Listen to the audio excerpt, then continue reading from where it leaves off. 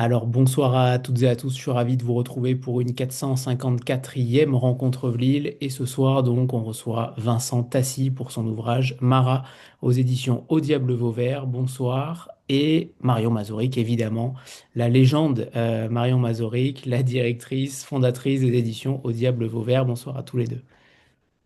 D'accord, bonsoir. Bonsoir. Alors il y a des livres qui arrivent comme arrivent les Murennes, dans le silence, par le fond, sans crier gare. Vincent Tassier, avec Marat, a écrit un texte qui ne ressemble à rien d'autre dans la littérature française contemporaine, ni tout à fait un roman, ni tout à fait une autobiographie, ni tout à fait une confession, mais quelque chose qui tient des trois et les dépasse, quelque chose qui habite un territoire à part, une anfractuosité de la langue où la douleur se loge comme une bête marine dans sa crevasse. Marat, le mot lui-même suffit à faire du bruit. On y entend la mer, l'abîme, quelque chose de liquide et de mortel. On y entend marâtre, ce mot vieilli et pourtant si juste pour désigner ce que le narrateur appelle ainsi, non pas une ennemie, non pas une mère, mais quelque chose entre les deux, une présence qui a tout promis et tout repris, qui a dit je t'aime un samedi matin avant de descendre un escalier et qui a dit c'est fini sur un canapé blanc comme une sentence sans appel. Le narrateur, c'est Andrea. Il a 11 ans quand il rencontre Mara dans la lumière d'octobre. Cette lumière-là, poudreuse, mordorée, qui revient dans le livre comme un refrain hanté.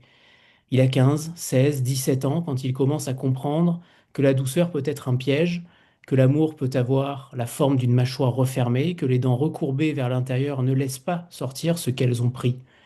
Et il a l'âge de la vengeance, cet âge qui n'a pas de chiffre quand il découvre que l'encre noire sur la feuille blanche peut être un couteau, une caresse, un châtiment et une délivrance. Vincent Tassi n'a pas écrit un livre sur le mal, il a écrit un livre sur la façon dont le mal se confond avec l'amour, sur la façon dont un enfant qui cherche une mère peut se retrouver à en fabriquer une de toutes pièces, à l'adorer, à souffrir d'elle, puis à l'immoler sur le papier avec une précision et une violence qui ne cessent de ressembler effroyablement à une prière. Marat commence par une dédicace au vide, se déploie entre deux épigraphes de Rimbaud et de Camille de Toledo et s'achève comme toutes les grandes histoires de morsure dans le sang et dans la lumière. Ce n'est pas un livre confortable, mais au-delà de nécessaire. Alors bienvenue Vincent et Marion. On va donc rentrer dans le vif du sujet de ce texte-là, mais surtout j'aimerais avant que Vincent nous parle de ce texte, de cette genèse, de cet aboutissement, de la construction du texte en lui-même, qui est si singulière aussi, j'aimerais que Marion parle de Vincent. Comme on en a souvent l'habitude quand les éditeurs nous offrent la chance de leur parler aussi avec leurs auteurs.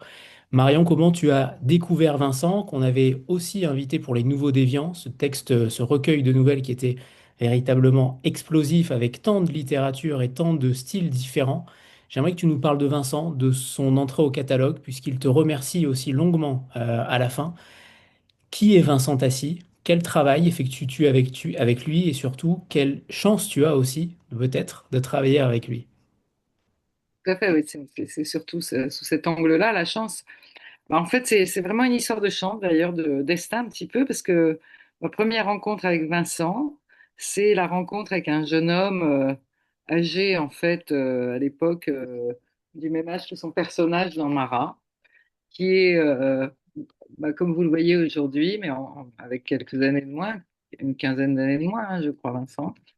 C'est-à-dire Mhm. brun, aux cheveux longs et l'air beau et à la peau pâle, l'air romantique. Et donc, bah, c'est la découverte d'un jeune homme qui s'intéresse à l'époque à l'édition parce qu'il s'intéresse à la littérature, qui se cherche, comme tous les stagiaires, hein, qui cherche un métier, à gagner sa vie, à trouver sa place dans, dans la littérature, disons, et qui vient découvrir une maison d'édition. Et donc, c'est un stagiaire qu'on n'a pas oublié. Et surtout, moi qui, bon, j'étais lecteur de Poppy Bright, et comment dire, entre la physionomie de Vincent, sa sensibilité, ce qu'il lisait, bon, je me disais bien qu'il venait voir l'édition, mais qu'il était plutôt du côté des auteurs, possiblement. Et il se trouve que dans la maison, vous connaissez, où j'ai déjà parlé de notre éditeur Raphaël Boudin, qui est un grand lecteur de gothique. Et les années passent, Raphaël n'était pas dans la maison quand tu es arrivé en stage, hein. Il n'était pas encore là. Non, non, non, pas encore. Ensuite, bon, Vincent part, nos routes se séparent, mais on l'oublie pas. Pour une anecdote qu'on racontera peut-être, mais qui, voilà, et enfin pour sa personnalité. Et puis ensuite, quelques années après, Raphaël arrive.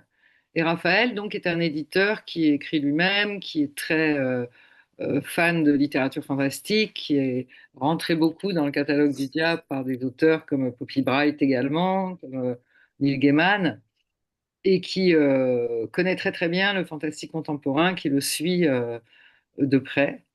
Et quelques années plus tard, euh, eh bien, Raphaël, me parlant des auteurs qui l'intéressent et qui sont émergents, quoi, qui publient des premiers textes, me parle de Vincent Tassi. Et bah, évidemment, je reconnais le même Vincent Tassi qui était passé par chez nous. Donc on commence à suivre son destin littéraire sans forcément qu'il le sache d'ailleurs. Mais je ne sais pas parce qu'à quel point tu rencontrais Raphaël ou vous pouviez échanger. Enfin, toujours est-il que on commence à suivre son œuvre. Il publie des livres au chat noir et en particulier un qu'on a repris en poche.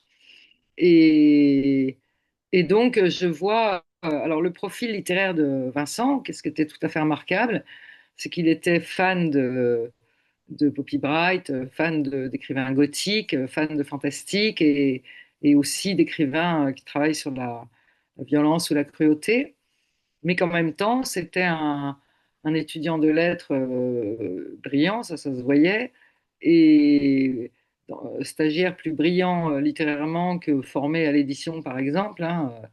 Il avait aussi dans ses grands repères littéraires Marguerite Duras et Aragon. Et ça, c'est quelque chose qui forcément m'arrête parce que, et que je reconnais dans une écriture, parce que c'est aussi des très grandes influences pour moi, dans ma génération et pour moi personnellement. Et il se trouve que c'est des références chez les jeunes de ta génération, Vincent, qui sont moins fréquentes. Enfin, je sais pas, Aragon, c'est vrai que c'est devenu un auteur scolaire, mais enfin, ce cocktail-là qui est assez rare et et qui est aussi il fait partie de moi, évidemment, ça me touche particulièrement.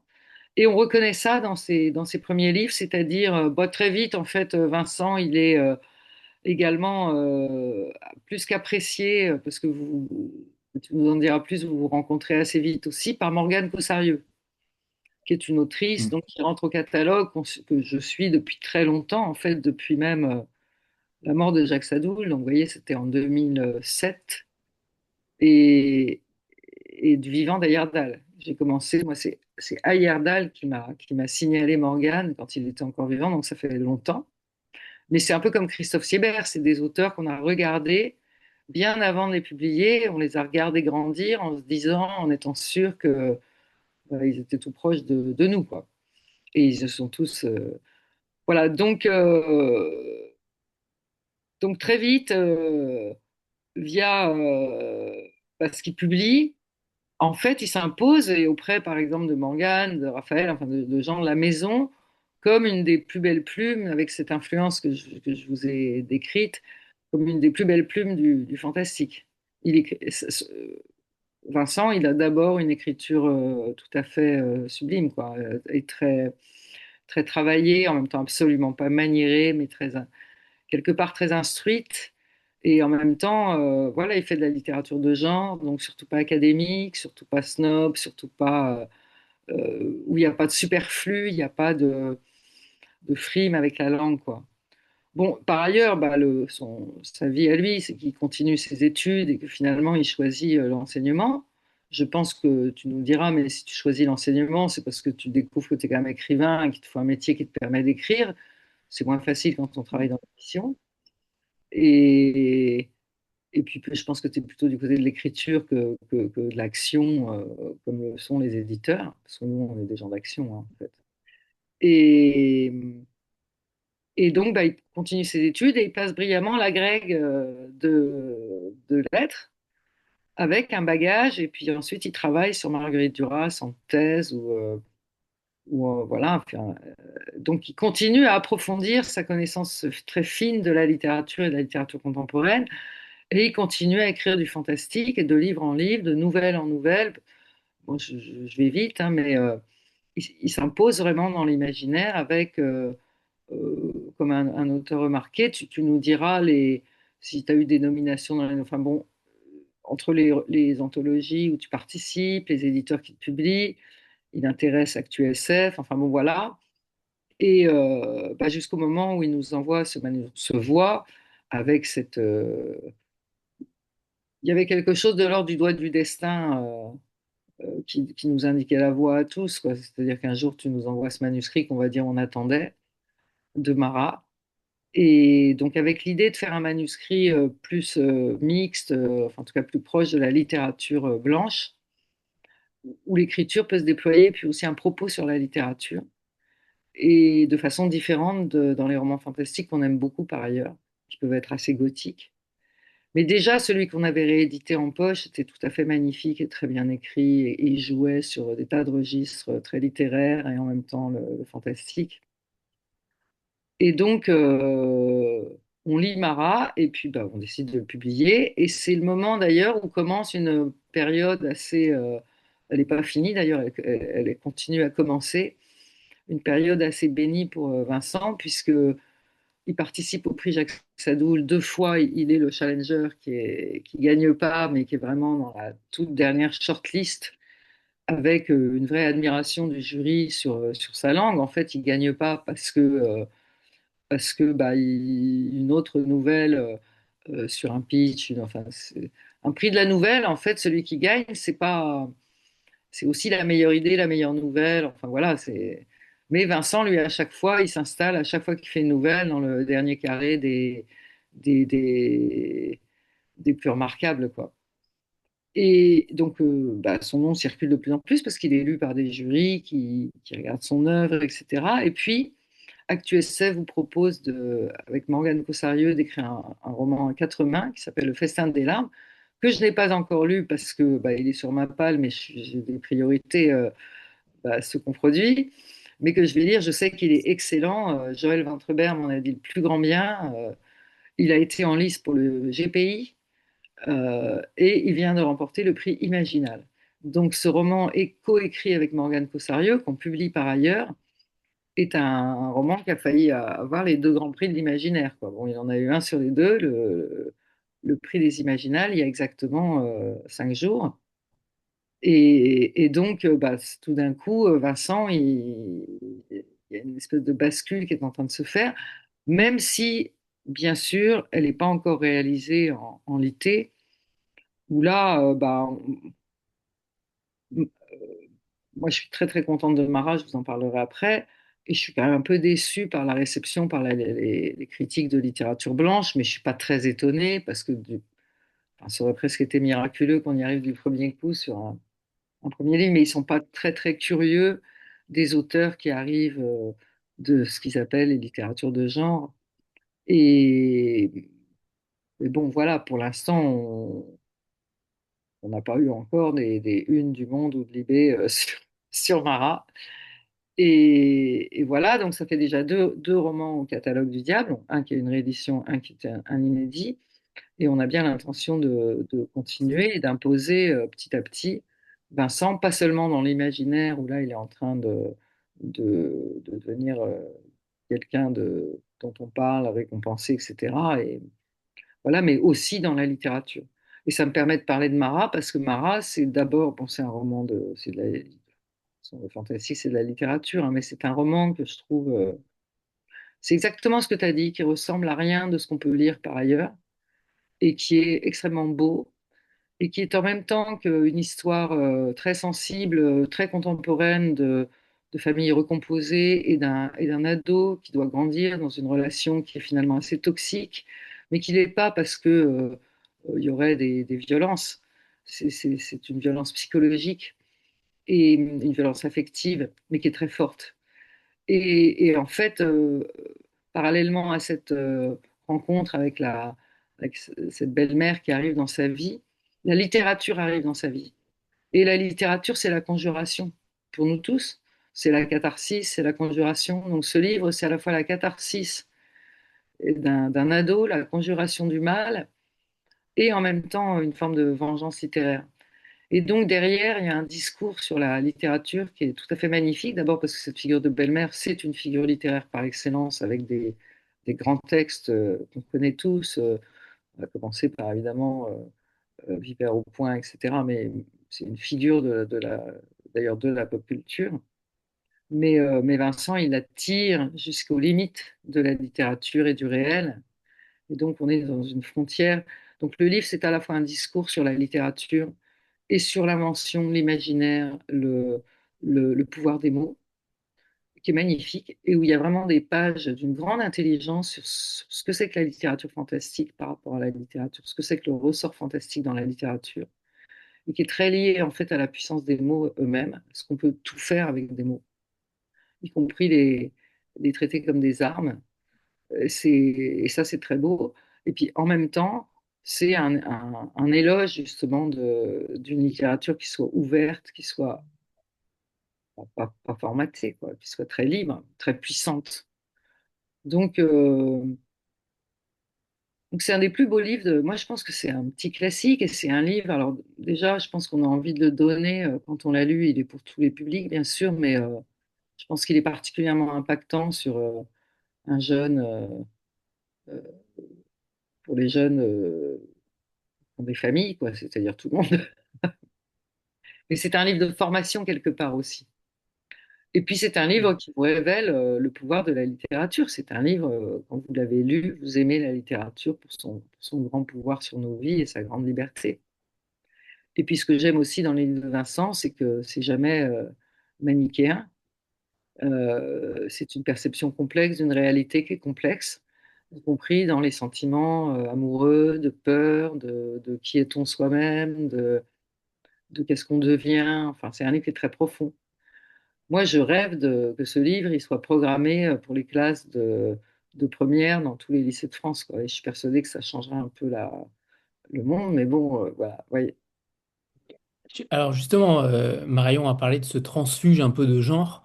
Comment vous le voyez aussi, Vincent? Est-ce que c'est un risque finalement quand on passe de littérature de genre à littérature blanche? À mon sens, c'est une hérésie de mettre des étiquettes, mais c'est pas grave, il en faut parfois.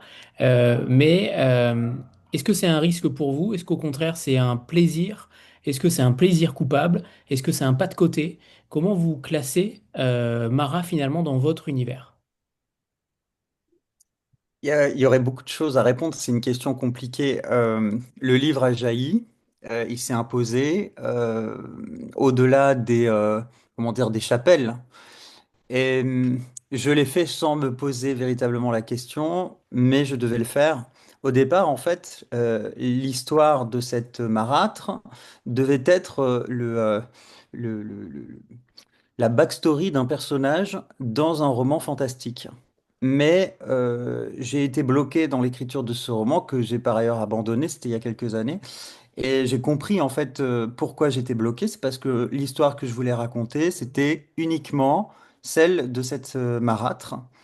Je me suis dit, ben, si je suis bloqué, je le fais. En fait, je vais écrire l'histoire de cette marâtre, puisque c'est ça que j'ai envie de faire. Et donc j'ai commencé à écrire le livre. Et très rapidement, en concevant le livre, peut-être même avant même d'en poser les premières lignes, je savais que le fantastique allait s'y inviter, mais par nécessité et pas par souci de m'intégrer à un genre littéraire particulier. Euh, Aujourd'hui, bon, c'est vrai que si vous voulez, la présence du fantastique dans le livre est vraiment une présence qui relève de ce qu'on pourrait qualifier de fantastique français, en tout cas de la façon dont on pourrait définir le travail qu'ont fait des personnes comme Roger Caillois, par exemple, ou Tsvetan Todorov sur la définition du fantastique, c'est-à-dire que le fantastique, c'est de l'hésitation. C'est ce qu'on apprend, par exemple, aux collégiens quand on leur explique que le véritable fantastique, même si la définition des Américains est un petit peu différente, c'est quand on ne sait pas si un événement étrange ou euh, en apparence surnaturel a une explication rationnelle ou pas.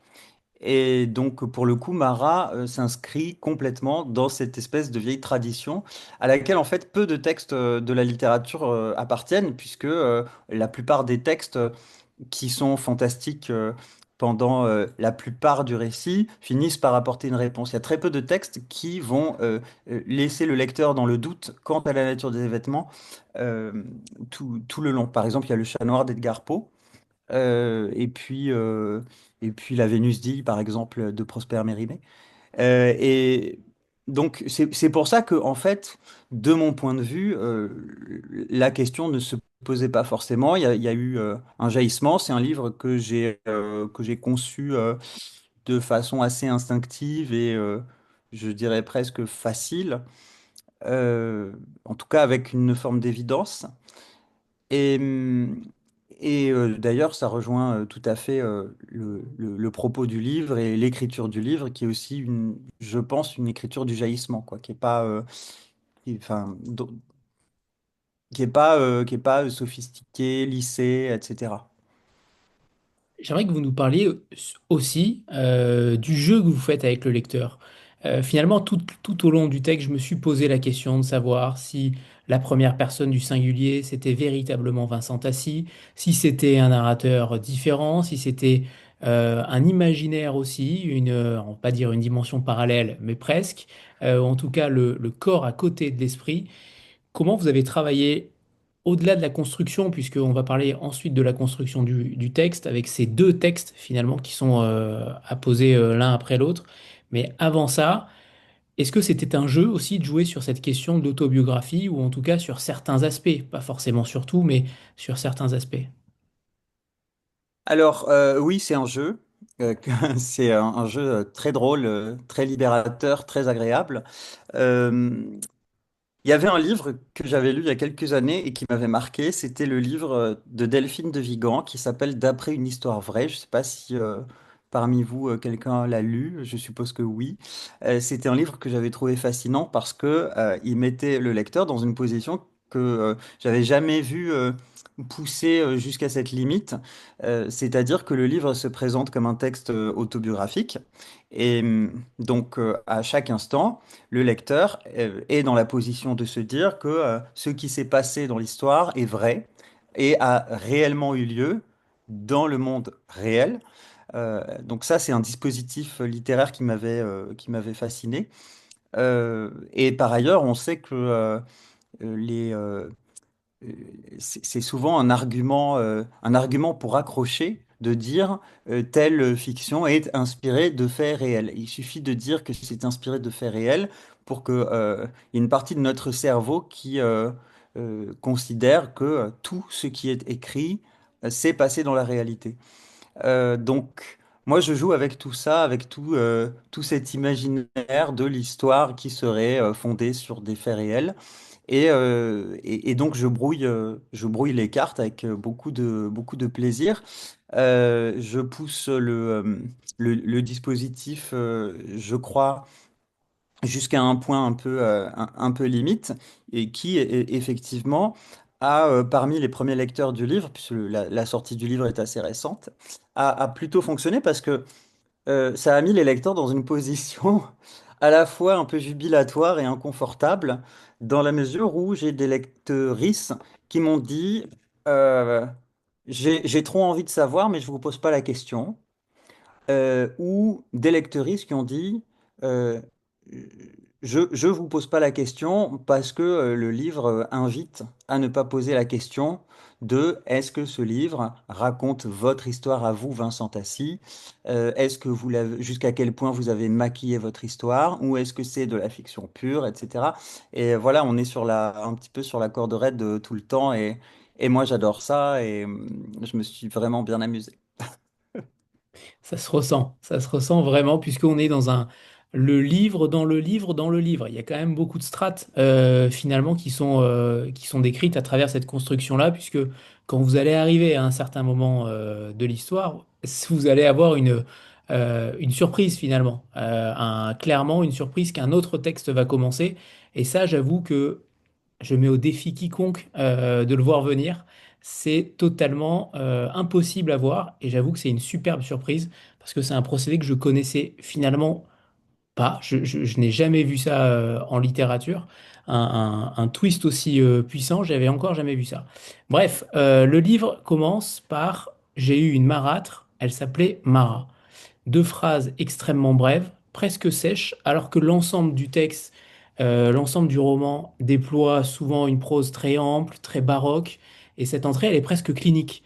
J'ai trouvé comment dire, ce distinguo extrêmement puissant, puisque petit à petit, les chapitres s'étirent, la langue se déploie davantage. Au début, c'est extrêmement vif, extrêmement resserré sur certains chapitres, et ensuite, on prend une autre tournure. J'aimerais savoir comment vous avez construit ce roman-là, justement. Et ce mot marâtre, est-ce que c'était quelque chose qui allait forcément venir d'entrée de jeu? C'est un mot qui est important. Le langage est important dans ce roman-là. Et c'est un mot qui n'est pas, sans nous rappeler d'autres figures littéraires. Qu'est-ce que vous vouliez mettre en avant avec celui-ci? Alors, avec le titre, Marat, hein, c'est ça. Ouais. Alors, le titre Marat, euh, c'est compliqué de le commenter parce qu'il y a beaucoup, beaucoup de choses derrière, et certaines d'ailleurs qui se révèlent quand on lit le livre.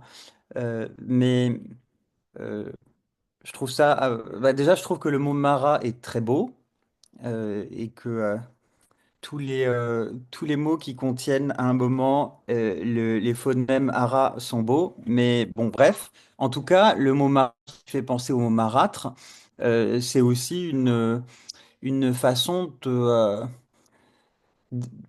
d'affirmer l'espèce de, voilà, le dispositif littéraire qui, comme on l'a dit tout à l'heure, joue sur la confusion entre est-ce que c'est réel, est-ce que ça l'est pas. Bon, bah, le mot marat, il coupe le mot marâtre, il coupe le personnage, il ampute le personnage de la marâtre de la définition que le narrateur lui donne. Par ailleurs, la Mara désigne aussi des démons féminins dans le folklore de certaines traditions culturelles, par exemple le folklore slave. C'est un démon féminin qui en fait s'appuie sur la poitrine de ses victimes pendant la nuit. C'est une sorte de succube ou de vampire et qui l'étouffe et qui se nourrit de son énergie et qui lui envoie de mauvais rêves. Donc voilà, il y a cette Mara-là. Il y a aussi la Mara qui signifie la mer et il y a tout un univers subaquatique. Dans un sens un peu symboliste qui se déploie dans le roman, puisque c'est quand même un roman de noyade, Mara. C'est la Mara qui noie son beau-fils, c'est le beau-fils qui noie sa marâtre.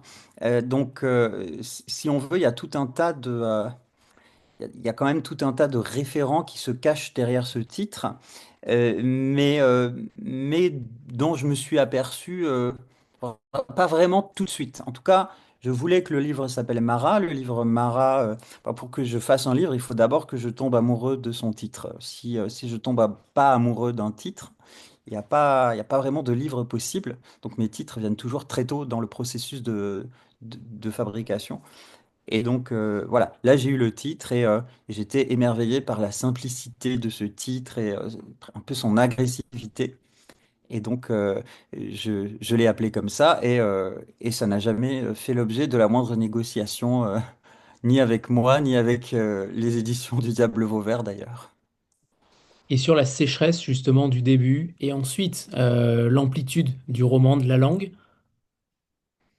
Euh, c'est une question intéressante parce que je ne crois pas que ce soit une question que je me sois vraiment posée, mais avec le recul, j'ai l'impression que au moment où je couche les premiers mots, parce que c'est vraiment ça, les premiers mots. Voilà, la première phrase depuis la première version du premier jet, c'est j'ai eu une marâtre. Ben, je pense que c'est une manière de rentrer prudemment dans le marécage où je m'apprête à passer un certain temps. Donc on y va prudemment avec des phrases courtes, on essaye voilà, de visualiser les choses, d'y aller doucement, de comprendre ce qu'on est en train de faire. Et donc ça donne voilà, des phrases courtes, un côté clinique, on essaye d'être méthodique pour rentrer dans ce livre comme dans une espèce de maison. Et puis après, voilà, ça se déploie jusqu'au déchaînement total qui a lieu après. En effet. Ce qui est très intéressant aussi, c'est que le visage de Mara s'échappe constamment. Vous écrivez à un moment donné, il s'enfuit devant les mots, un blanc, un trou. Mais son corps, par opposition, lui, est toujours décrit avec une précision anatomique parfois presque troublante. Est-ce qu'il y a une pensée derrière justement cette dissymétrie, le visage refusé et de l'autre côté le corps livré? Oui, oui, oui, oui. En fait, la question du visage, c'est que si j'avais eu une marâtre, ce qui est possible, j'aurais oublié son visage. J'essayerais de me le rappeler, mais il ne me reviendrait pas, sans que je sache pourquoi. Alors que le corps par lequel elle se meut, le corps par lequel elle ondoie, elle ondule comme une murène, c'est un corps qui blesse et dont on est obligé de se rappeler, et surtout c'est le corps qu'on veut faire souffrir pour se venger. Et ce corps-là, eh bien, il est très présent. On constate aussi qu'il se transforme et que on veut le visualiser. On a besoin qu'il soit là pour pouvoir le démembrer, l'écorcher, le détruire. Voilà. Alors que le visage, bon. Alors justement, la murène, qui n'est pas seulement une métaphore dans le texte, vous l'introduisez par des séquences quasi scientifiques intercalées dans le récit, ses méthodes de chasse, sa mue, ses dents recourbées vers l'intérieur. Pourquoi vous avez décidé Hmm. d'en mettre, finalement, moi je l'ai vu cette murène, concrètement, peut-être plus que son propre visage, Amara. J'ai l'impression qu'il y a eu comment dire, une superposition de ces visages-là, de cet animal envers elle. Pourquoi vous avez fait ce geste encyclopédique finalement dans un roman si viscéral? En fait, il y a plusieurs choses. Déjà, c'est le côté naturaliste. Le fait d'intégrer, bah d'ailleurs, Morgane l'a fait dans Visqueuse, mais elle n'avait pas encore fini Visqueuse à ce moment-là. Mais finalement, on a convergé dans la même direction. Euh, je crois que cette espèce d'esprit encyclopédique, d'encyclopédie naturaliste, où je décris par exemple la murène ou la menthe religieuse aussi à un autre moment, euh, c'est euh, c'est parce que d'un côté, donc le naturalisme, c'est la description de la nature, c'est aussi un mouvement littéraire qui est principalement représenté par Émile Zola dans le roman, et qui consiste à décrire le réel de façon méthodique, scientifique, à à le détailler et à, à agir par l'écriture comme avec une expérience. Or, mon personnage accomplit véritablement une expérience avec les mots, puisque il se découvre le pouvoir de blesser à distance avec les mots. Donc, pour cette raison-là, ça me paraissait pertinent d'intégrer des sortes de petits passages qui pouvaient faire penser à la description d'un animal dans une sorte voilà, d'encyclopédie sur la nature, sur la faune, etc. La murène, en plus, c'est un animal qui est assez fascinant, puisque comme je l'écris dans le livre, c'est une bestiole, une saloperie, voilà, qui vit dans les fonds marins, qui se cache dans des crevasses et qui attend que sa proie arrive pour voilà, l'attraper comme ça, pour surgir de sa crevasse et saisir sa proie. Et puis en plus, elle a une espèce de dentition recourbée qui empêche la proie de ressortir. C'est très très bien fait. La nature est incroyablement bien faite. Euh, Par ailleurs, je considérais comme important de d'intégrer au livre quelque chose qui aurait l'air d'avoir été volé à un texte qui n'était pas le mien. Et c'est pour ça que je suis allé compulser des, des manuels qui présentaient justement par exemple les modes opératoires de chasse de la murène pour, voilà, pour les reprendre, ensuite les modifier, mais qu'il y ait une part de quelque chose qui est volé à l'intérieur du texte, dans le tissu du texte. Mais ça, c'est très souterrain, hein. Mais voilà, ça fait partie quand même des raisons qui expliquent pourquoi j'ai intégré ces passages-là dans le livre. Et puis le lieu, on n'a pas encore parlé du lieu, mais il y a quand même deux villas blanches dans le roman, l'appartement du père après le divorce et la villa de Mara. Les deux sont décrites souvent comme des espaces d'une blancheur un peu pathologique, presque hospitalisante.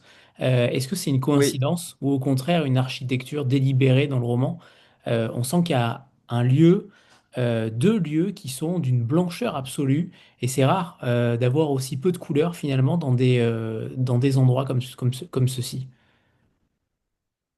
Ah oui, alors ça, c'est vraiment... alors moi, comme le disait Marion tout à l'heure, j'ai lu beaucoup de littérature gothique et je pense que ce qui m'a marqué dans ce type de littérature, c'est que les lieux sont véritablement agissants. C'est des personnages à part entière. Par exemple, le château, qui est l'archétype gothique. Ben voilà. Moi, je présente souvent Marat comme une sorte de conte gothique moderne et en tant que conte gothique moderne, il a ses châteaux. Sauf que ces châteaux sont des maisons du quotidien, mais qui prennent de l'ampleur dans l'esprit de celui qui y évolue. Et en fait, il y a effectivement deux lieux miroirs. La maison au portail noir au début, qui est une maison plutôt sombre dans laquelle vit Mara au moment où le narrateur la rencontre. Euh, un lieu un peu vieillot avec des meubles très massifs, un peu noirs, pas de très bon goût.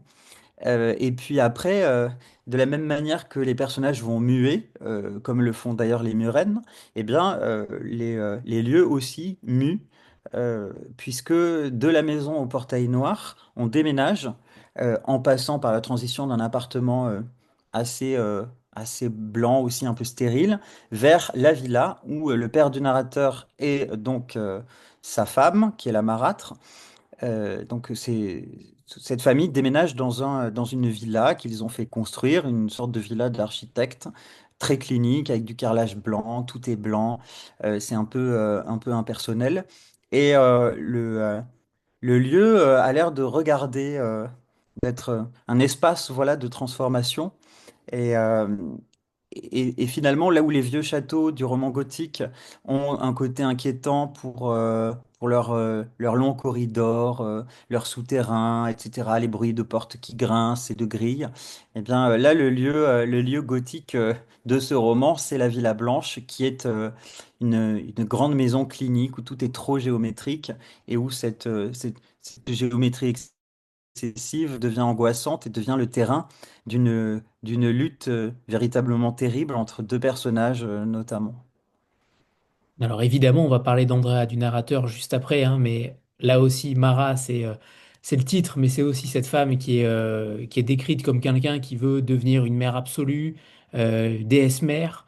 Ce désir de toute puissance maternelle, il est destructeur, mais vous le rendez aussi très compréhensible, presque tragique au regard de son enfance, de la mort d'Esther, de ne pas avoir été désirée. Est-ce que finalement vous avez de la compassion pour elle? Quel regard vous portez sur cette femme-là? Bah, sur ce personnage de Mara dans le roman, euh, je, euh, je pense que oui, je pense que j'ai une forme de compassion pour le personnage. En tout cas, j'ai pas voulu que ce soit manichéen, comme vous le disiez tout à l'heure. Euh, oui, la vie du narrateur est peut-être un petit peu différente de mon avis à moi sur le coup, puisque le personnage de Mara n'a pas eu forcément les cartes les plus, comment dire, les plus avantageuses pour commencer dans la vie. Et qu'on peut, effectivement, il y a quelques indices qui sont semés, qui peuvent permettre de comprendre pourquoi ce personnage évolue de cette façon-là. Oui, il y a une forme, je pense qu'il y a une forme de compassion pour le personnage, même si je dirais surtout que j'ai voulu mettre en scène ces personnages et leur faire ce qu'ils avaient à faire dans cette histoire. Alors Andrea, de son côté, donc c'est un prénom plutôt rare pour un garçon finalement. Il porte en lui l'ambiguïté aussi du genre que le texte explore. Les pédales du collège, les jouets volés, les polypockets cachés, la danse arrêtée à 7 ans. Ce prénom, j'aimerais que vous nous parliez finalement de cette, pas forcément de la sémantique du prénom bien entendu, mais de ce jeu aussi avec euh, l'enfance et l'adolescence de ce gamin qui n'a pas une enfance facile à l'école notamment. Il y a beaucoup de harcèlement scolaire. Il y a aussi cette difficulté à communiquer avec ses parents, les gifles aussi. Bref, il y a quand même beaucoup de choses dans cet adolescent-là que sûrement beaucoup d'adolescents connaissent. Il y a une sorte d'universalité qui est évidente par rapport à cela. Et puis, pendant un certain nombre de pages, on s'attend pas finalement à la cruauté qui va arriver. On s'attend pas forcément à la violence psychologique. Vous avez aussi joué avec ce côté noir-blanc dès le début par rapport à cette histoire-là qui commence finalement de manière plutôt sans heurts. On a l'impression que c'est une famille recomposée qui a ses travers, a ses tracas, mais la violence arrive petit à petit. J'aimerais que vous nous parliez de ce moment, ce crescendo finalement de l'action, de la psychologie des personnages qui commence à prendre une ampleur extrêmement puissante au fil du texte. J'ai l'impression qu'il y a un mécanisme du drame qui est là dès le début, Ouais. parce que le personnage principal, effectivement, représente un problème. La racine du problème, c'est que c'est une personne queer, quelque chose que le personnage n'a pas choisi, et qui va finalement créer une sorte de grande réaction en chaîne et créer une alchimie très complexe avec tous les personnages qui vont interagir avec lui et avec toute la perception qu'il va avoir de lui-même et, et des autres, finalement, pendant tout le reste de son parcours dans le livre. Parce que le fait d'être, par exemple, euh, comment dire, mis un peu sur le banc des accusés à cause de son identité queer et visible dans une société hétéronormée, etc. euh, ça provoque ensuite des situations de harcèlement, ça provoque un complexe d'infériorité chez le personnage qui fait qu'il n'a pas forcément la capacité de se défendre ou la capacité de comprendre que ce qu'il est en train de vivre n'est pas normal. Ensuite, au collège, il rencontre une camarade de classe qui en fait en quelque sorte sa chose. Et pareil, il n'arrive pas à se défendre parce qu'il est, il est dans une situation où il est un peu trop fragile. Et donc, finalement, tout ça fait que il est mûr pour devenir en quelque sorte la victime d'une marâtre. Et surtout que, il y a une part de lui qui recherche une figure féminine, une figure féminine de référence, presque avec une sorte d'élan qui pourrait paraître parfois un peu masochiste. Euh, mais il dit lui-même, puisqu'il écrit avec le recul, que dans son cœur, il y a un vide et que, il faut forcément que ce vide-là soit rempli par la présence d'une fée semeuse de tourments, c'est ce qu'il écrit.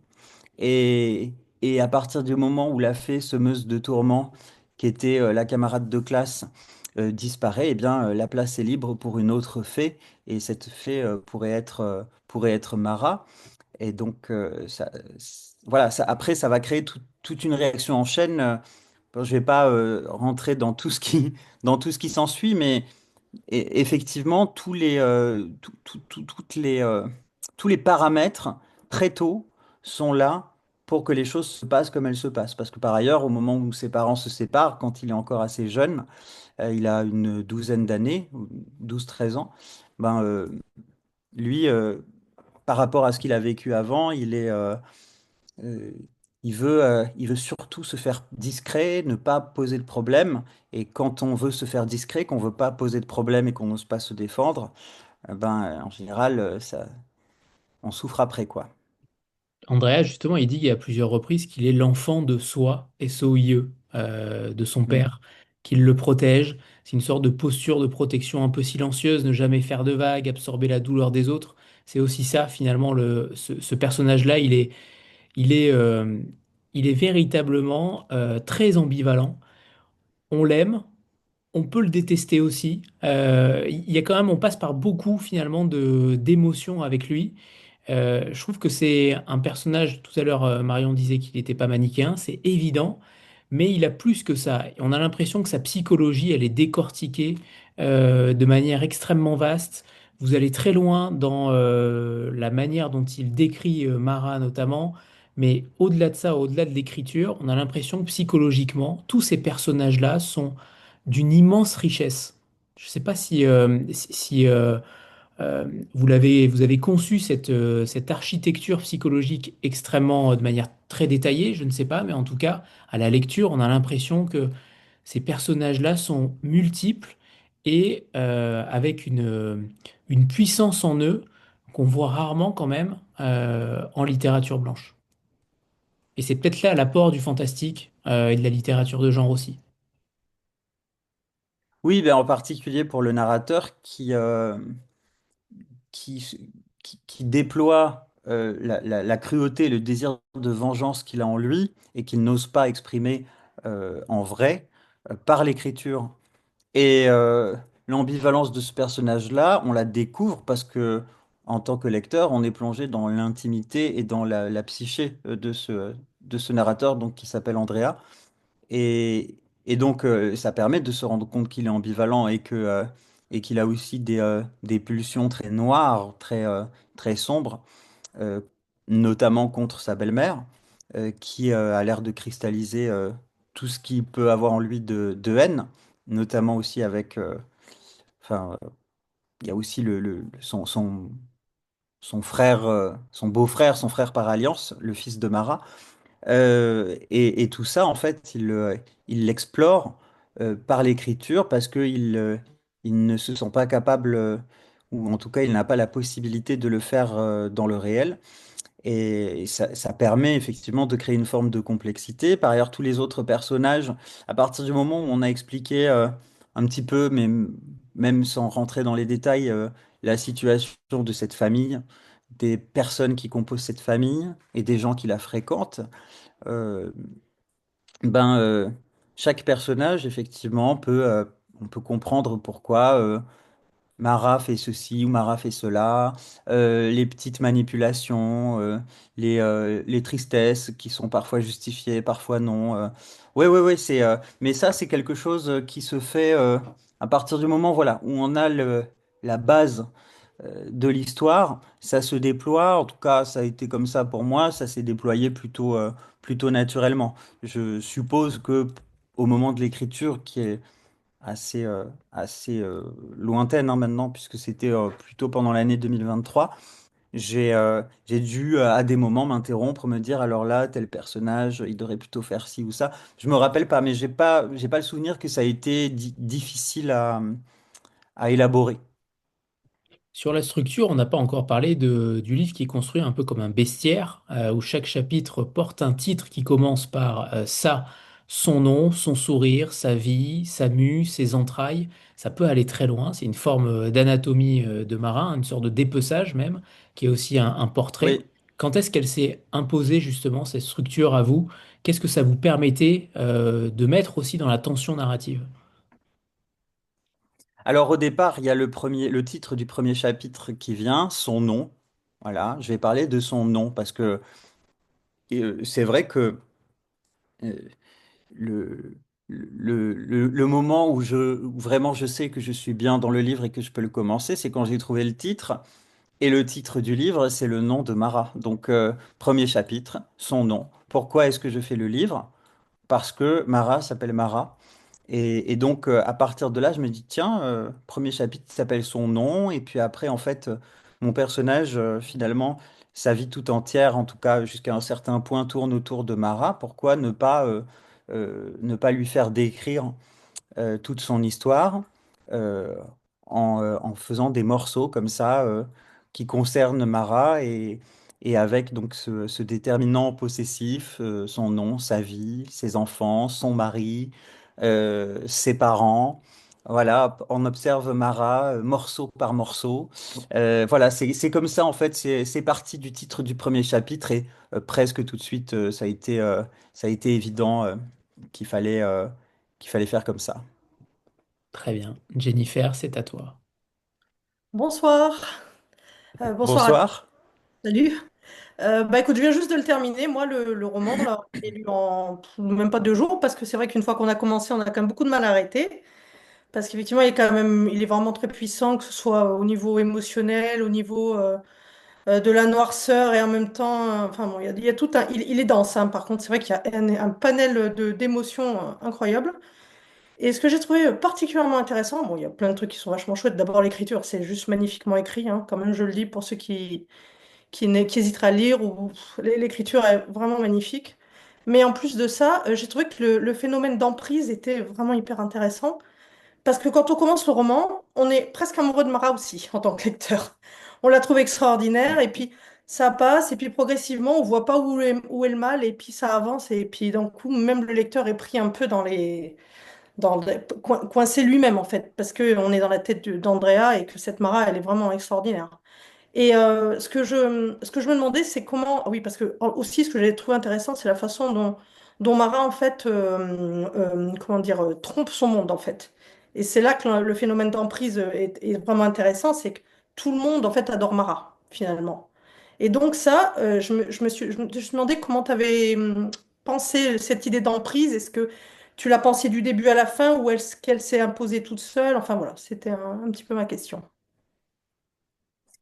Et c'est une question essentielle parce que je présente Mara comme un livre sur l'emprise, hein.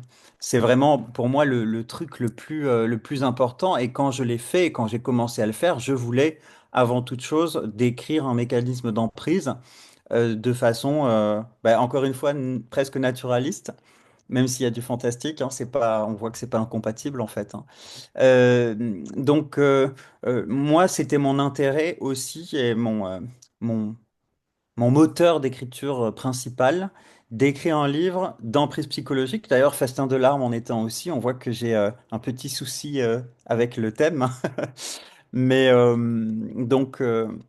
cette emprise-là, je l'ai, euh, comment dire, je l'ai nourrie, enfin la façon dont je décris l'emprise, je la nourris de tout un tas de choses.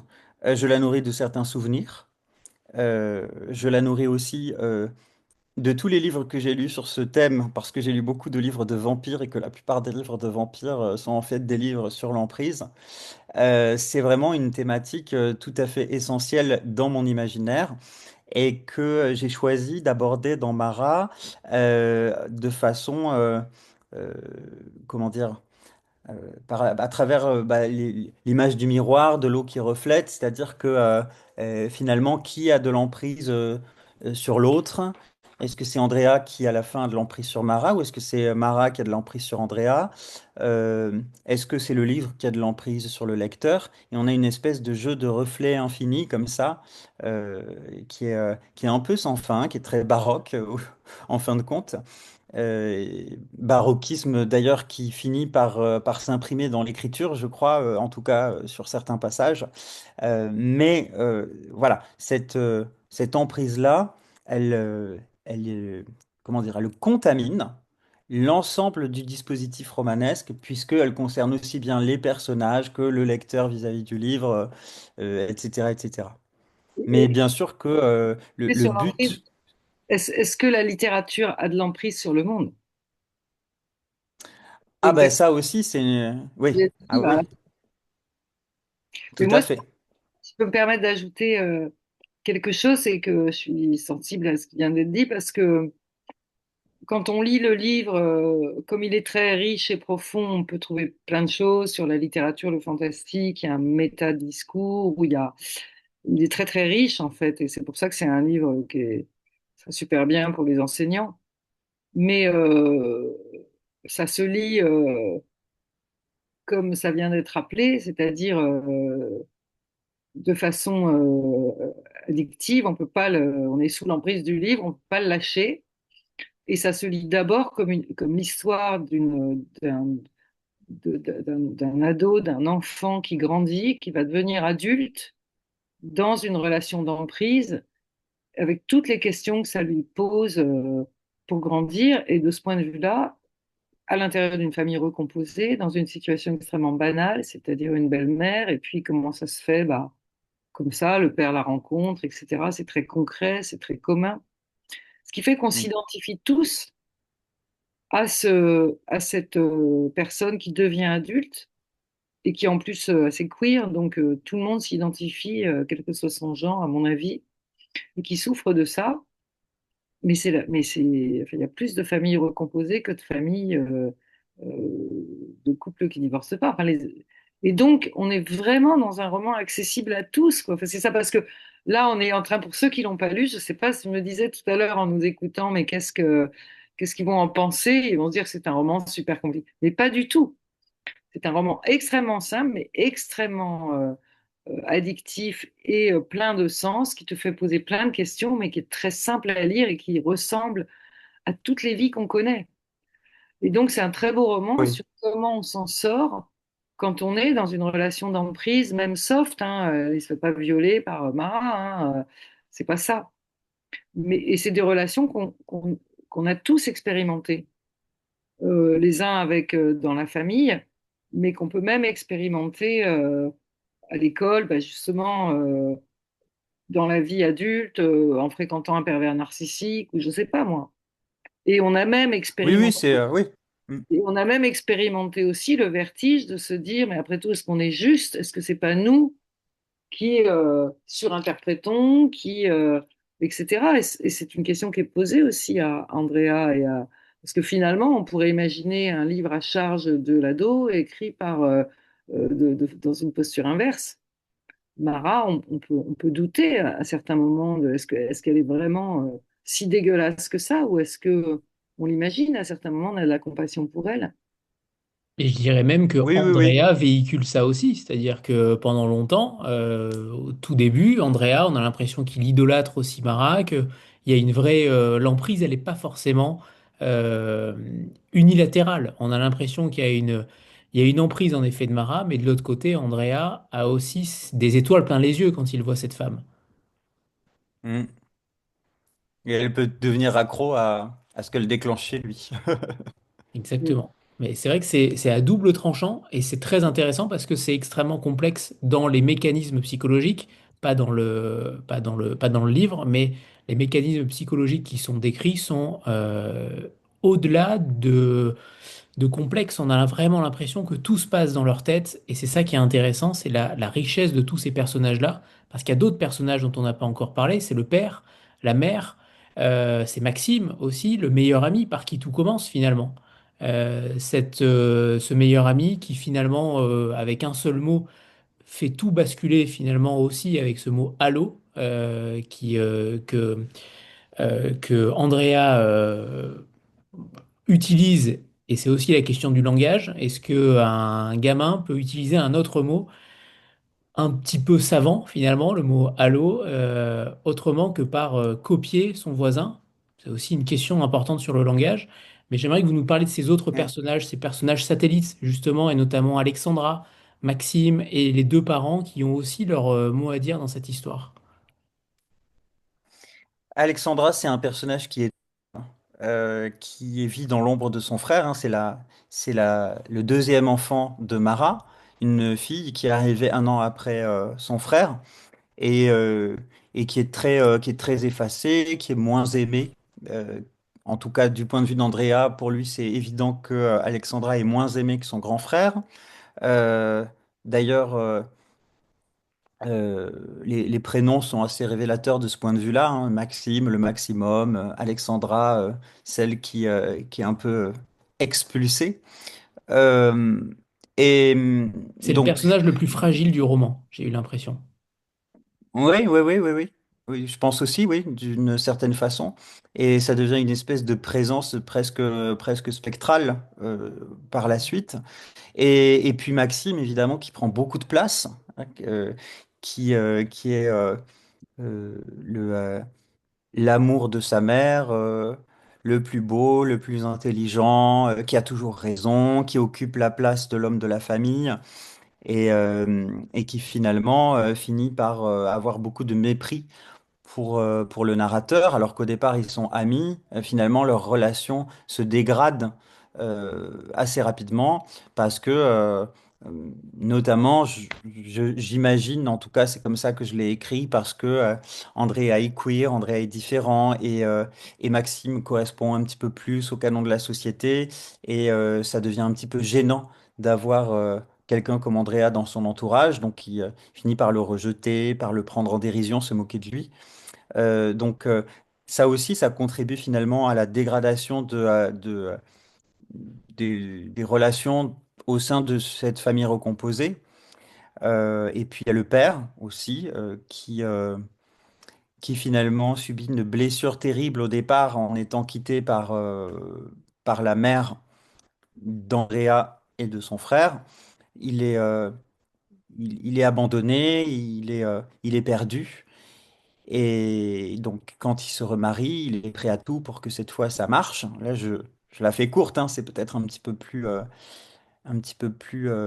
complexe, et un petit peu plus subtil dans le livre, mais il est prêt à tout pour que ça marche avec Mara et prêt aussi à fermer les yeux sur les choses qui sont en train de s'installer et qui ne vont pas et qui ne sont pas normales et qu'il ne devrait pas accepter, mais il accepte par aveuglement peut-être. Voilà, en tout cas, il y a plusieurs explications possibles. Et puis de l'autre côté, il y a la mère qui apporte beaucoup à son fils, qui est un refuge puisque le fils est en alternance entre chez sa mère et chez son père. Et, euh, et la mère, elle essaye d'agir parfois, mais parfois, quand elle voit que les choses ne vont pas, elle recule parce que c'est son fils qui lui demande, parce que son fils ne veut pas empirer les choses. Et donc, elle accepte parce qu'elle est un petit peu démunie. Voilà.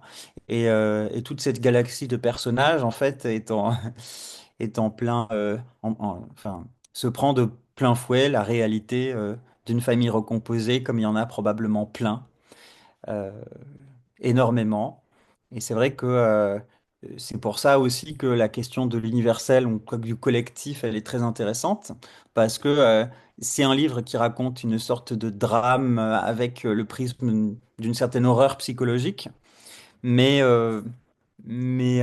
ça peut, voilà, je pense que tout le monde peut s'identifier. En tout cas, beaucoup de gens peuvent s'identifier. Là, aux Imaginales, j'ai eu plein de lecteurs qui ont acheté Mara et je m'amusais à leur demander vous avez eu une marâtre? Et il y en a plusieurs qui m'ont répondu ah oui, je la déteste, ah, je la détestais.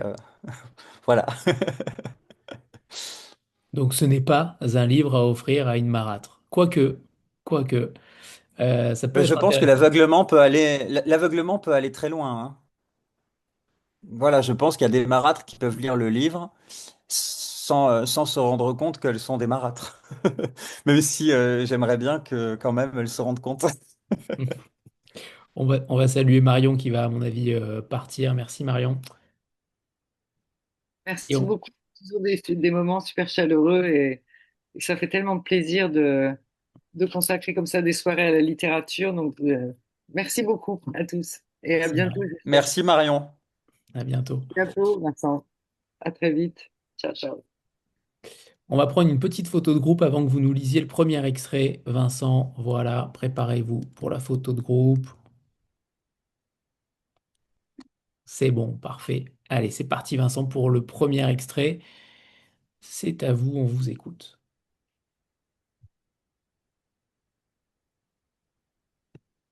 J'ai eu une marâtre. Elle s'appelait Mara. Elle m'a attiré tout de suite. J'étais enfant. J'ai posé mon oreille au creux de son nom. Je n'ai rien pu faire. J'y ai entendu la mer et l'abîme. J'y suis allé. Il se passait quelque chose avec la façon dont ça sonnait, Mara. Je me souviens de tout. Je ne savais pas ce que c'était avant de faire le livre de Mara. Ce souvenir. Quand elle a quitté ma vie, Mara a fait sa mue. Elle s'est installée dans une cavité de mon cœur, murène dans mes ténèbres, mes fonds marins, et dans les bruits qui les traversent, j'entends toujours, sourd, l'écho de son chant de serpent. C'est l'héritage qu'elle m'a légué, ma marâtre, Mara. J'ai pris sa part d'abîme, et je l'ai enfouie en mon sein. J'y suis retourné sans cesse, comme un chien à son vomissement. J'ai regardé le rouge sang des morsures de Mara, partout, fasciné par cette douleur dont je ne saisissais jamais la nature ou la puissance, pas même l'origine. Puisqu'il a fallu que Mara m'arrive, comme elle est arrivée à d'autres, comme elle arrivera à d'autres encore, je la livre telle que je l'ai connue. C'est ce qu'il faut faire. Me vider d'elle, me remplir d'elle, de son horreur, en écrivant son nom, Mara, Mara, Mara, puisque je ne suis pas mort d'avoir connu Mara, la raconter, tout raconter jusqu'à sa tombe. Merci Vincent. J'aimerais qu'on revienne aux séances d'écriture contre Marat, qui sont décrites en termes explicitement érotiques aussi. On pense à vagues de désir, à de la jouissance, à de l'extase. Cette confusion justement entre violence, écriture et désir, c'est un petit peu aussi ce qui est au cœur du livre. Est-ce que vous pensez que toute grande écriture comporte aussi cette dimension de transgression? Oui, oui, absolument. Les livres les plus forts, les plus importants, en tout cas ceux qui ont été les plus importants pour moi, sont des livres qui secouent, qui remuent, qui, euh, et qui dépassent les limites, qui vont trop loin, qui transgressent, qui sont subversifs d'une façon ou d'une autre. Et puis la subversion, d'ailleurs, euh, peut, euh, peut résider dans des choses qui n'ont pas l'air d'en être. Et notamment la subversion par le langage, en utilisant le langage d'une manière qui est véritablement nouvelle et expérimentale. Moi, je pense beaucoup aux surréalistes et avant eux à Lautréamont, par exemple. Oui, toute écriture, euh, comment dire, importante et intense et déchirante, pour moi, est une écriture de la transgression. Et c'est comme ça que je me suis formé véritablement en tant que personne qui fait des histoires et qui fait des livres. Et donc dans Mara, c'est évidemment un sujet très très important puisque au sens propre, le personnage découvre qu'il peut blesser en écrivant. Donc magnifique manière euh, de se préserver, puisque c'est le crime parfait, hein. On écrit sur quelqu'un à distance, bien en sécurité dans sa chambre, à la lumière de sa lampe de bureau, et puis hop, on découvre que la personne sur qui on a écrit du mal, la personne à qui on veut blesser et dont on décrit les supplices, et bien le lendemain, elle a des traces sur son corps. Ça a marché, quelque chose a l'air d'avoir marché. Donc, c'est une écriture de la vengeance, de la transgression, mais hum, je dirais aussi une écriture de la découverte de l'amour et du désir, sauf que pour ce personnage, découvrir le désir et l'amour, ça se fait dans une période où finalement il y a un amour qu'il aurait voulu avoir, celui d'une belle-mère, et qui lui a été refusé, retiré.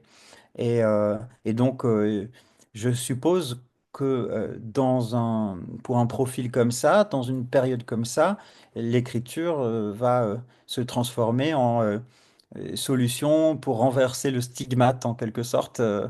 Et finalement, oui, c'est une question qui est très compliquée parce que euh, je pense qu'il y a de multiples tenants et aboutissants pour le rôle que joue l'écriture dans le livre. Et puis j'ai aussi eu l'impression que c'était une littérature. En fait, Andrea dit à un moment donné, je lis pour ça, pour m'élever, pour la force. Il lit pour avoir justement plus de puissance dans l'écriture de destruction de Marat. C'est une façon très particulière finalement de présenter la lecture comme nourriture, non pas pour l'empathie ou la connaissance, mais plutôt pour la puissance. C'est un mot important à mon sens. Est-ce que c'est ainsi que vous avez vécu cette manière d'écrire, la puissance? Oui, c'est clairement ça. Le personnage se structure comme ça, hein, c'est sa façon à lui de se construire, de vouloir tuer Mara. Et pour tuer Mara, il faut écrire. Donc, et pour écrire, il faut lire aussi. Pour écrire un livre qui sera lu par le plus grand nombre et qui donc aura des chances de faire plus de mal à Marat, puisque plus l'écrit est lu, plus il blesse celui qui le concerne, eh bien, euh, il faut savoir faire un livre. Et donc, il ne lit pas pour élever son âme, et il ne lit pas pour apprendre comment fonctionne le monde. Il lit pour mieux écrire, et donc pour pouvoir ensuite euh, faire un livre qui aura plus de pouvoir pour anéantir Marat. Vincent, qu'est-ce qu'il y a dans votre quatrième tiroir? Je n'ai plus de quatrième tiroir. Je n'ai jamais véritablement eu de quatrième tiroir d'ailleurs, mais euh, si j'ai un équivalent de quatrième tiroir, il y a beaucoup de bazar, beaucoup de désordre, mais rien qui ressemble à ce qu'il y a dans le quatrième tiroir d'Andrea. Et ça n'a jamais été le cas. Très bien. On en reparlera tout à l'heure puisque vous aurez une question de Marie Capron, l'autrice qui vous a précédé par rapport à ça. Une question qui la gêne. On verra si elle vous gêne également ou pas. Ok. Avant cela, j'aimerais que vous nous parliez d'un auteur méconnu que vous aimeriez remettre au goût du jour, que vous avez choisi, un auteur ou une autrice qui vous a forgé ou que vous aimeriez remettre en avant ce soir. Qui avez-vous choisi, Vincent? Alors j'adore cette question, elle est vraiment trop bien. Et c'est très difficile de trouver une réponse, donc je me suis permis d'en donner trois. Très bien, Voilà. on vous les accorde. Alors, en premier, merci beaucoup. En premier, c'est Tanit Lee, qui est une autrice anglaise disparue en 2015, qui a été en fait apportée en France grâce à une maison d'édition qui n'existe plus aujourd'hui, mais qui était importante dans le milieu de l'imaginaire pendant la première moitié des années 2000 et aussi la fin des années 90. Ce sont les éditions de l'Oxymore. Et l'autrice en question, donc, c'est Tanit Lee, qui a publié donc ses premiers textes en français. Traduits notamment en partie par Léa Ciol. Euh, donc une plume euh, lyrique, une plume euh, d'une beauté, d'une somptuosité, mais aussi pleine de venin. C'est voilà, enfin clairement, c'est l'une des plumes les plus importantes. Moi, si vous voulez, il y a là, en parlant d'elle, je pense à certains textes, par exemple, Tuer les morts ou Le dit de la terre plate. J'en pleurerais presque. C'est une splendeur, c'est rempli de trouvailles poétiques, d'images, de métaphores qui sont un ravissement quand on tombe dessus. Et c'est ce fameux truc, Baudelaire qui parle de l'image comme de sa primitive passion. Et pour le coup, quand on lit Tanitli, on comprend à quel point l'image peut être une passion et un coup de foudre, parce que les pages de ces livres sont remplies voilà, de trouvailles comme ça, qui sont géniales, qui sont sensibles. C'est tellement, tellement beau. Voilà, donc il y a Tanitli en premier. Ensuite, mais c'est un peu plus connu, mais c'est une plume qui est tellement importante dans mon parcours que je suis obligé d'en parler, c'est Poppy Z. Bright. Marion en parlait tout à l'heure. C'est vrai que il y a pour moi, il y a une vie avant et après avoir lu à me perdu, qui est donc le premier roman de Bright qu'elle a publié en 92 aux États-Unis. À l'époque, elle était dans la vingtaine. Et moi, c'est un livre que j'ai lu en 2007. Donc, je crois que j'avais, oui, 18 ans.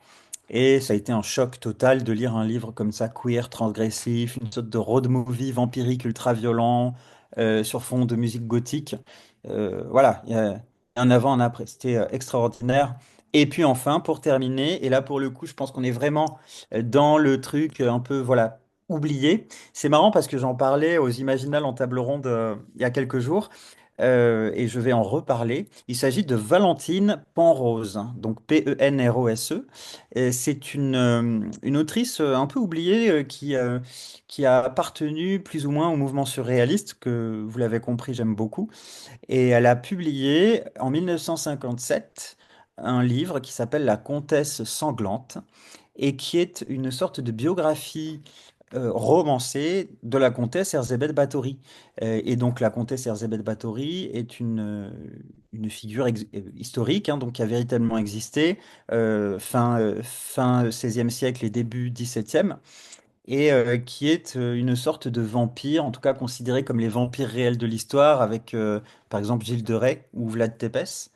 Et, euh, et donc, dans ce livre, Valentine Penrose utilise une écriture très lyrique où chaque phrase ressemble à une sorte de bijou sombre, un rubis ou de l'onyx, je ne sais pas, pour raconter la légende noire de la comtesse Bathory, qui donc, pour rappel, est une comtesse hongroise et qui, d'après la légende, aurait eu le désir de rester éternellement jeune et qui aurait donc assassiné environ 600 servantes pour se baigner dans leur sang. après d'ailleurs en avoir violé certaines. Donc, c'est chargé comme concept, mais le livre est très beau, très transgressif. Voilà, c'est un émerveillement. Je n'ai jamais lu de livre équivalent et je n'ai jamais oublié ce livre. Très bien. Trois très belles propositions, en effet, qui ne sont jamais apparues en plus de 400 rencontres. Donc c'est bon, c'est validé. Trop bien. La la deuxième question, c'est celle de vous transposer dans un personnage de fiction pendant 24 heures. Et est-ce que vous changeriez sa destinée? Qui avez-vous choisi, Vincent? Alors j'ai beaucoup réfléchi et j'ai choisi Lestat, Lestat le vampire dans les Chroniques des vampires d'Anne Rice parce que je pense que c'est très très chouette d'être Lestat. Il est beau, il est immortel, il fait tout ce qu'il veut, il franchit toutes les limites, il a plein de pouvoirs, il peut voler. Et donc, être Lestat pendant 24 heures, je pense que c'est vraiment le kiff et je pense que c'est pas forcément nécessaire de changer sa destinée. Voilà, je vous mets le roman. Je pense que c'est celui-là, hein. C'est ça, hein? Alors, je pense que je vais le voir dans quelques secondes. C'est sur le point Petit d'apparaître. décalage Ouais, de Anne Rice. Ouais, c'est ça. ouais, Très c'est bien. ça, c'est ça. Donc, Lestat apparaît dans le tome précédent qui est le premier, qui s'appelle Entretien avec un vampire. Et qui a eu d'ailleurs 50 ans au mois d'avril, hein, ce roman. Et donc Lestat le vampire sort environ 9 ans après, hein, en 85. Après, pas très longtemps plus tard, en 88, il y a La Reine des damnés, troisième tome. Et après, les chroniques continuent. Mais moi, vraiment, mes préférés, c'est le un, le 2 et le 3. Et Lestat y occupe un grand rôle à chaque fois. Ouais, il occupe un grand rôle dans toutes les chroniques, mais voilà, c'est dans Les Stats le vampire qu'on découvre les origines de ce personnage. Et je me demande parfois oui, si j'ai pas une petite préférence pour le tome 2, donc Les Stats le vampire. Très Lecture que bien. je conseille à tout le monde. Très bien. Et la troisième question récurrente, c'est la question que vous n'aimeriez pas que l'on vous pose en interview. Quelle est cette question? Bah là, sur la période actuelle où je suis en promo pour Mara, la question que j'aimerais pas qu'on me pose et que personne ne m'a posée jusqu'ici, c'est euh, est-ce que, euh, euh, est-ce que Mara est un livre autobiographique? Voilà, on m'a pas posé cette question. Je pense que c'est parce que les lecteurs qui ont lu le livre l'ont très très bien compris. Très bien. Alors, donc, la question de Marie Capron, qui est donc l'autrice qui vous a précédé, et donc la question qui la gêne, c'est celle-ci. Ça va tomber pile, pile dans cela. Qu'est-ce que vous avez vécu dans votre enfance pour décrire des horreurs pareilles? C'est une autrice de thriller. Voilà. Et donc, on lui pose souvent cette Ok. question. Elle est évidemment mal à l'aise pour répondre. Elle y répond, mais de manière souvent très détournée. Et donc, est-ce que vous voulez répondre à cette question, Vincent? Qu'est-ce que j'ai vécu dans mon enfance pour écrire des horreurs? Parce que c'est vrai que des horreurs, j'en ai écrit quelques-unes. Je pense que la plupart de mes livres peuvent être considérés comme des romans d'horreur. Euh, je pense que j'ai vécu des, euh, des rejets très violents, des, euh, des blessures narcissiques oui, assez terribles. Que j'ai vécu des emprises assez tôt et qui sans doute ont nourri ce qui arrive au personnage d'Andrea. Et c'est des choses qui sont tristement banales en fait, hein. Je veux dire, ça n'a rien d'extraordinaire. Euh, j'ai pas perdu de parents ou de frères ou de sœurs. Je n'ai pas subi d'atteinte sexuelle, etc. Mais voilà, je pense que j'ai vécu des, euh, des rejets, du mépris très tôt. Euh, et donc, ça m'a conduit vers la littérature, peut-être pour me sauver, peut-être que c'était ma façon à moi de réparer ces choses-là. Et donc, maintenant, c'est très bien. Je suis très content d'avoir vécu ces choses-là. Et, euh, et c'est parfait. Très bien. Alors, il reste une fois, le livre fermé, quelque chose que l'on ne sait pas bien nommer. Ce n'est pas de la catharsis. Le mot est trop propre, trop médical. Ce n'est pas non plus de la tristesse ordinaire, c'est plutôt ce que l'on ressent quand on a traversé quelque chose d'honnête, quelque chose qui n'a pas cherché à se rendre aimable. Vincent Tassi a écrit un roman dans lequel la lumière d'octobre revient comme un spectre, dans lequel une murène attend au fond de l'eau depuis le premier chapitre jusqu'au dernier, dans lequel un enfant découvre que les mots peuvent tuer et choisit de les utiliser quand même, non par sadisme, par nécessité. Parce que, sans ce quatrième tiroir, sans ces feuilles noircies dans une chambre de poussière blanche, sans ce pouvoir étrange et peut-être imaginaire d'imprimer sur la chair de l'ennemi les traces de sa propre colère, il n'y aurait peut-être eu personne à sauver. Ce livre pose une question que la littérature française pose rarement avec cette franchise. À quoi sert la violence de l'écriture? À quoi sert-elle vraiment quand on l'arrache à la belle idée de sublimation ou de témoignage? À quoi sert-elle quand elle est noire, quand elle est sale, quand elle ressemble moins à une thérapie qu'à un crime consenti qu'on commet seul, la nuit, la porte fermée à clé? Peut-être à survivre, peut-être à rester debout dans la Villa Blanche, peut-être à traverser le baccalauréat, les 100 euros par mois, les repas sautés, le tram fraudé, la poussière des draps et à arriver jusqu'ici, jusqu'à ce livre publié, jusqu'à cette rencontre, avec encore quelque chose d'intact au fond de soi. Un endroit où l'on est libre, une mer intérieure que personne n'a pu assécher. Mara ne se conclut pas, Mara se dépose, comme la boue au fond de l'eau quand le courant s'arrête, comme une murène dans sa crevasse après la chasse, immobile, repue, les yeux ouverts dans le noir. Merci, Vincent Tassi, pour ce roman Mara aux éditions Au Diable Vauvert. Merci pour cette rencontre. Merci, magnifique. Vraiment, c'est c'est tellement juste et vraiment merci beaucoup. C'est magnifique. Merci, Vincent. Au revoir, une très belle rencontre. Merci à vous. Au revoir tout le monde. Au revoir.